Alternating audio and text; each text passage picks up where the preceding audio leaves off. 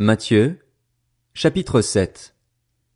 Ne jugez pas afin de ne pas être jugés, car on vous jugera de la même manière que vous aurez jugé et on utilisera pour vous la mesure dont vous vous serez servi. Pourquoi vois-tu la paille qui est dans l'œil de ton frère et ne remarques-tu pas la poutre qui est dans ton œil? Ou comment peux-tu dire à ton frère, « Laisse-moi enlever la paille de ton œil » alors que toi, tu as une poutre dans le tien? Hypocrite, enlève d'abord la poutre de ton œil, et alors tu verras clair pour retirer la paille de l'œil de ton frère. Ne donnez pas les choses saintes aux chiens et ne jetez pas vos perles devant les porcs, de peur qu'ils ne les piétinent et qu'ils ne se retournent pour vous déchirer. Demandez et l'on vous donnera. Cherchez et vous trouverez. Frappez et l'on vous ouvrira.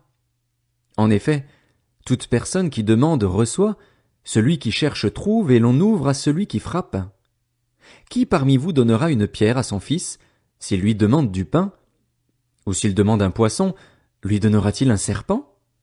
Si donc, mauvais comme vous l'êtes, vous savez donner de bonnes choses à vos enfants, votre Père céleste donnera d'autant plus volontiers de bonnes choses à ceux qui les lui demandent.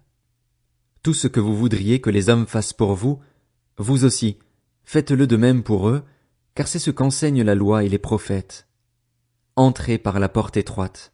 En effet, large est la porte, spacieux le chemin menant à la perdition, et il y en a beaucoup qui entrent par là, mais étroite est la porte, resserré le chemin menant à la vie, et il y en a peu qui les trouvent. Méfiez-vous des prétendus prophètes. Ils viennent à vous en vêtements de brebis, mais au-dedans ce sont des loups voraces. Vous les reconnaîtrez à leurs fruits. Cueille-t-on des raisins sur des ronces ou des figues sur des chardons?